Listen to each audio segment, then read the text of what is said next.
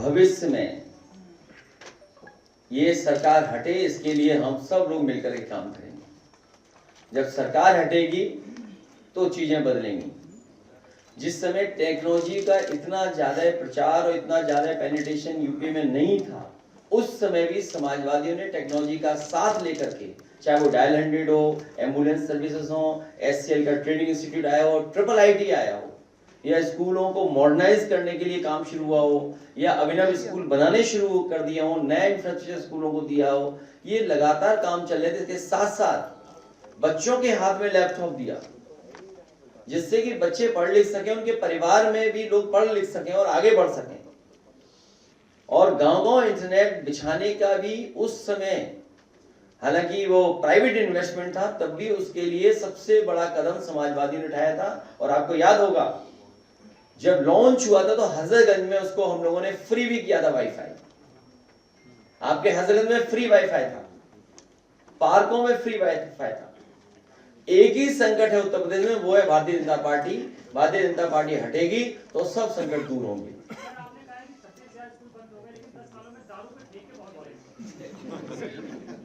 मेरा निवेदन है उस तरफ आप लोग न जाएं, उस तरफ जाने की आदत न डालें। और केवल वही नहीं बल्कि गांजे की भी सील बढ़ी है। और पहले गोरखपुर की तरफ पकड़ा जाता था गांजा ज्यादा 2017 से पहले, लेकिन 2017 के बाद लखनऊ के आसपास बहुत पकड़ा जा रहा है। इसका कारण आप बताइए क्या हो सकता है? बनारस में पकड़ा गया है, वो कल ही पकड़ा गया कई किलो। सर 62,000 पद घटे हैं, इसलिए घटाए हैं क्या 69,000 वाली वैकेंसी ने क्लियर करना पड़े? ये पद इसलिए घटाए जा रहे हैं क्योंकि सरकारी नौकरी नहीं देना चाहते हैं, और सरकारी नौकरी देने का मतलब है कि बजट से पैसा देना पड़ेगा, उससे भ्रष्टाचार नहीं कर सकते हैं। आउटसोर्स इसलिए करते हैं कि भ्रष्टाचार कर सकें। जब आप सरकारी नौकरी देंगे, बजट से पैसा देना पड़ेगा, तो आपको आरक्षण भी देना पड़ेगा। इसीलिए आपको जारी किया था, अगर आपको याद हो, ये आरक्षण का भी जारी किया था, आप याद होगा आपको, ईडी आरक्षण घोटाला, जिसमें पहले पेज पे मैंने कहा था कि अरे पहले पेज का जवाब दे देगी सरकार। 69,000 शिक्षक भर्ती 2019, ओबीसी के पद 27% मिलना चाहिए, मिला कितना? 3.86। SC को 21%, मिला कितना? 16.2%। ST 2%, मिला कितना? 0। ये तो पहले पेज का ही जवाब दे रही सरकार, पहले पेज का। और रहा बचा चढ़ावा चोरी कर ली, चंदा चोरी कर ली, सीसी कर लिया। सर जयंती के बाद जन अल्फा भी सड़कों पे है और अपनी मांग कर रहा है अच्छी शिक्षा व्यवस्था के लिए। वहीं बीजेपी के लोग उनको गटर कह रहे हैं और अलग अलग तरीके से उनको मतलब बदनाम करने की कोशिश कर रहे हैं। इसको आप कैसे देख रहे हैं? हालांकि समाजवादी पार्टी में जेनजी भी बड़ी संख्या में थे, जन अल्फा भी बड़ी संख्या में थे। समय समय पे आप लोग मिले होंगे, उनके वीडियोस वायरल हुए। मैं एक पर्टिकुलर नाम नहीं लेना चाहता हूं, लेकिन है। और हो सकता है आपको अल्फा वालों से मुलाकात हो गई हो आपकी, कम से कम वो एक्सप्रेसिव है, अपनी बात को कहना चाहते हैं बिना संकोच के। पॉलिटिकल सिस्टम में और डेमोक्रेसी में ये हमारी आपकी जिम्मेदारी बनती है कि उनकी बात सुने जब वो दुनिया से कनेक्टेड हैं। और शायद इतना विट, इतना डिफरेंट कैंपेनिंग कम्युनिकेशन या इतना क्रिएटिव कभी नहीं देखा होगा जैसा देखा गया। और जो लोग कहते थे कि बेटी बचाओ बेटी पढ़ाओ, उन्होंने सोचो बेटियों के साथ क्या व्यवहार किया, और केवल किया नहीं, पुलिस से करवाया व्यवहार। और आज भी कर रहे हैं ये लोग, आज भी अन्याय करने के लिए उनकी जो फौज है वो तैयार है। छात्र अंकुर सोनकर फतेहपुर का, उसने पूरा कैंपेन लीड किया था जैन अल्फा का जो भी हुआ था स्कूल मैनेजमेंट के खिलाफ। उनके घर में पुलिस पहुंच गई और उससे कहा कि अपना एड्रेस बताओ, अपना सारा कुछ उसका स्कूल का डॉक्यूमेंट।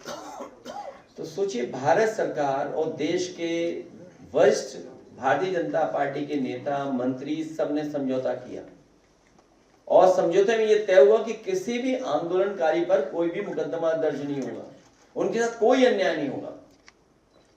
फिर डेमोक्रेसी में हम किस पे भरोसा करें?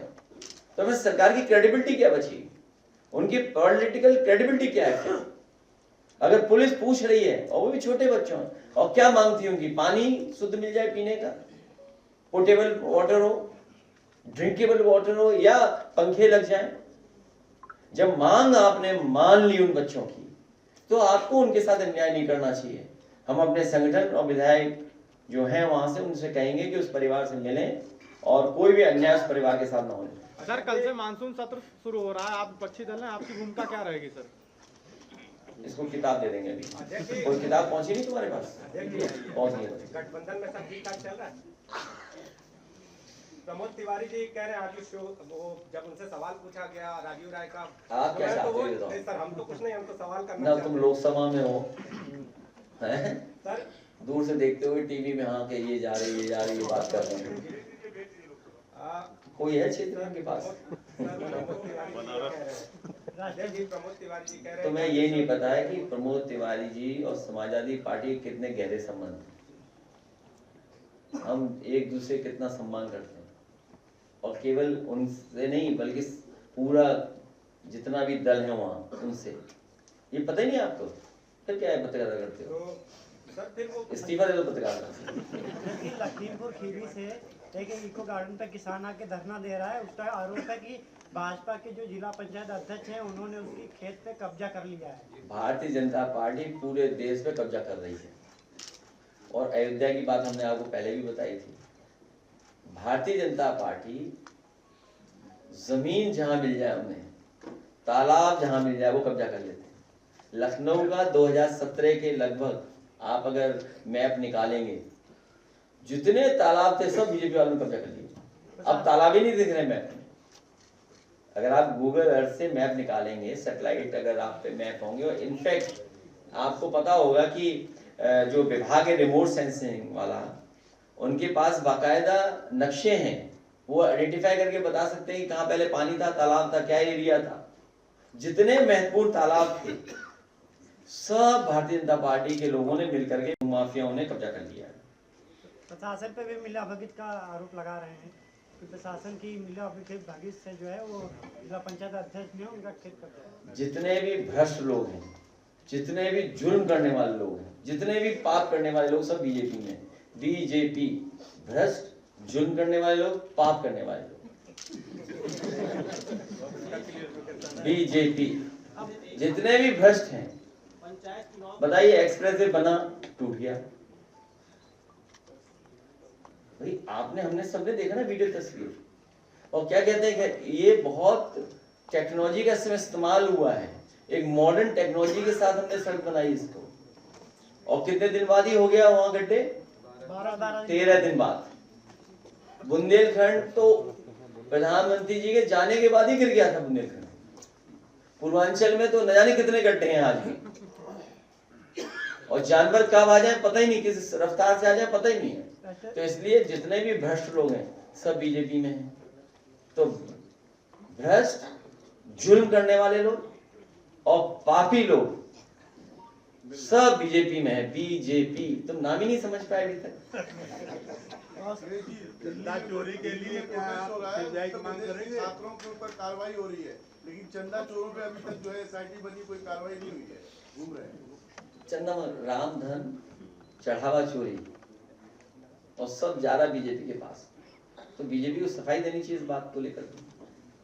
पंचायत चुनाव को लेकर उनके मंत्री ओम प्रकाश राजभर लगातार का तैयारी है, मगर सरकार लगातार पंचायत चुनाव ऐसा है, अब ये मिल के आए कुछ दिन पहले, ओम प्रकाश जी से मिलाए हैं। नेगेटिव मिला या पॉजिटिव मिला, या भगवान जाने क्या हुआ होगा। शरीर में तो यही पड़े हैं।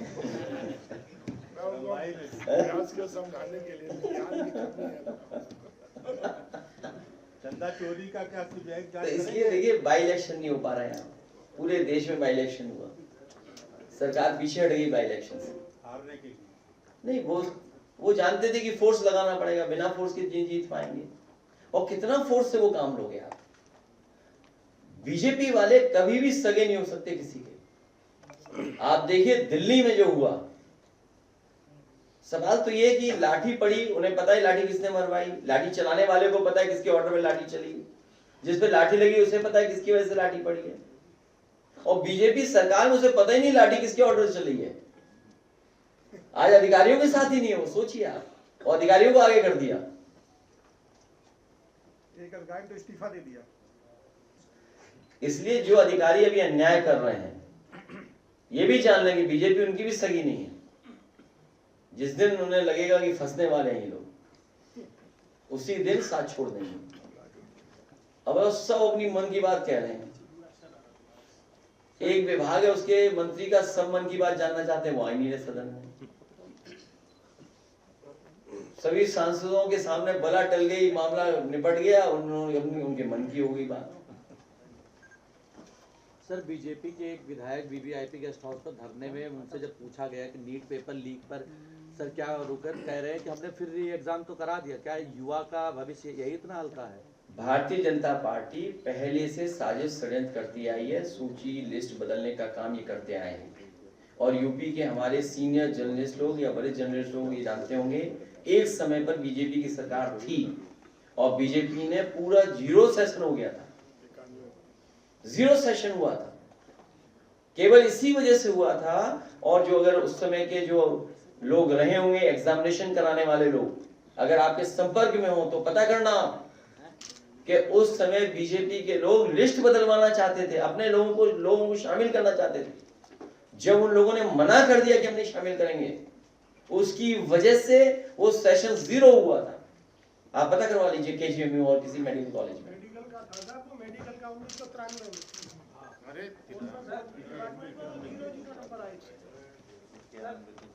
केंद्र सरकार पेपर लीक पे कानून बना रही है, लेकिन अभी योगी गाजीपुर गए थे तो बीबी राम को मंच में बैठाए हुए। वो इसलिए बैठाएं कि उन्हें भविष्य में और पेपर लीक कराने पड़ेंगे। 20 हो चुके हैं पेपर लीक, 10 साल में 20। 10 साल में 20।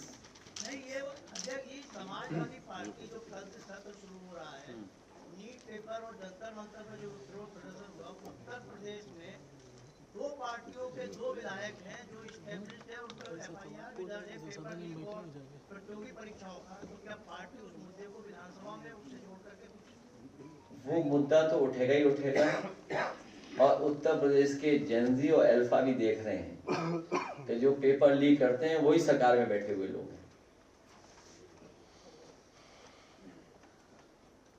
लेकिन खूब घेराबंदी आपने किया दिलवाने की। जी गौशाला में जो भ्रष्टाचार हो रहा है उसकी अभी प्रभु हनुमान जी से हम लोगों ने सबने आशीर्वाद ले लिया है। ये वही हैं जिनके साथ हनुमान जी क्या व्यवहार किया था, याद है आपको? याद है? और ये एफआईआर किस पे लिखा रहे हैं अभी लोकसभा में? समाजवादियों पर, विपक्ष के लोगों पर, पप्पू यादव पर, अवधेश जी पर, कांग्रेस पार्टी के नेता उन पर। तो एफआईआर इन पे क्यों नहीं हुई जिन्होंने हनुमान जी को इस तरीके से पेश किया था? उन्हें मजबूर किया, उनकी गरीबी का मजाक उड़ाया उन्होंने।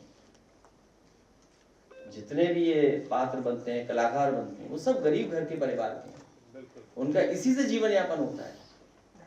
इसलिए पहले भी मैंने कहा था, अगर आपको याद हो 22 से पहले, चुनाव से पहले, तभी डॉक्टर राममनोहर लोहिया, नेताजी, हम सब लोग रामायण मेला कराते थे।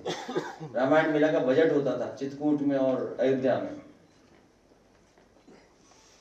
इन पात्रों को जो कलाकार हैं, समाजवादी सरकार बनने पर इन कलाकारों को सम्मान दिया जाएगा। और साथ ही साथ जो हमारी हिंदुस्तानियत की परंपराओं को जो बढ़ावा देते हैं, जो भाईचारा, जो बंधु राष्ट्र बनाने के पक्ष में है, ऐसे कलाकार और ऐसे लोग, बुद्धिजीवी कोई भी होगा, उन्हें हम लोग सम्मान राशि से जोड़ने का काम करेंगे। जिस तरीके से कभी समाजवादी सरकार में यश भारती हर वर्ग के लोगों को, चाहे वो शायर रहे हों, चाहे वो कवि रहे हों, चाहे वो कलाकार रहे हों, चाहे खिलाड़ी रहे हों, चाहे संस्कृति से जुड़े हुए लोग रहे हों, उन सबको सम्मान राशि दिया करते थे। भविष्य में हमारी हिंदुस्तानियत तहजीब को बढ़ाने के लिए, उन परंपराओं को बढ़ाने के लिए अगर हमें सम्मान राशि तय करनी पड़ेगी तो इन कलाकारों के साथ उनको भी सम्मान राशि देने का काम करेंगे। ये हम लोग 22 में भी कर चुके हैं, आपको याद होगा। अध्यक्ष जी, जिस तरह से जो है सोशल मीडिया पे पीएम मोदी जी ने आगे जैन जी को माफी मांगने के बजाय माफ कर दिया, तो क्या ये डैमेज कंट्रोल का कोई तरीका है? हालांकि मैं कोई वो नहीं हूँ कि जो सुझाव दूं, लेकिन बीजेपी विश्व की सबसे बड़ी पार्टी, सबसे बुद्धिजीवी पार्टी, उन्होंने प्रधानमंत्री जी को फंसा दिया, उन्हें रील बनाने के लिए, और जैन जी ने उनकी रील बना दी। भाई पूरी बीजेपी ने उन्हें आगे कर दिया, रील बनाइए आप। और जब हम लोग इंस्टाग्राम पे रील देखते हैं तो बड़ा दुख होता है, कैसी कैसी रील बनकर के आ रही है। इसलिए बीजेपी वाले किसी के सगे नहीं, अंडरग्राउंड, अनरजिस्टर्ड, एक रंगी लोग, वो किसी के नहीं है।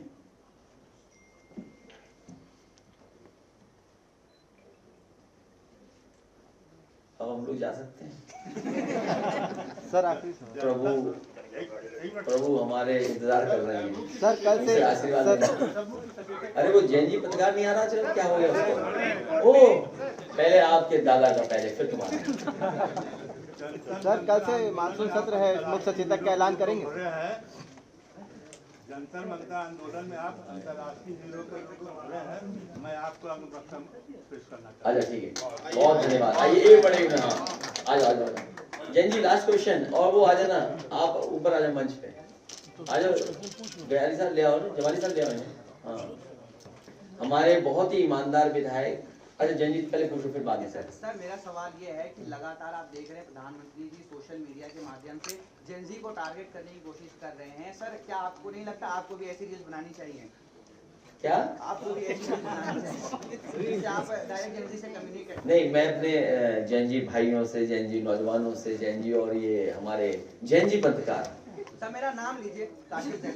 नहीं तुम्हारे जैन जी पत्रकार, सबसे पहले नाम दिया तुम्हारे मैंने, गलत बात। तुम तो हो ही उस उम्र की ना। खैर, तो मैं निवेदन आपसे करूंगा कि आप हमारे लिए अच्छा बनाइए, क्रिएटिव करिए, कुछ क्रिएशन क्रिएटिव हो आपका, तो हम उसको प्रमोट करेंगे।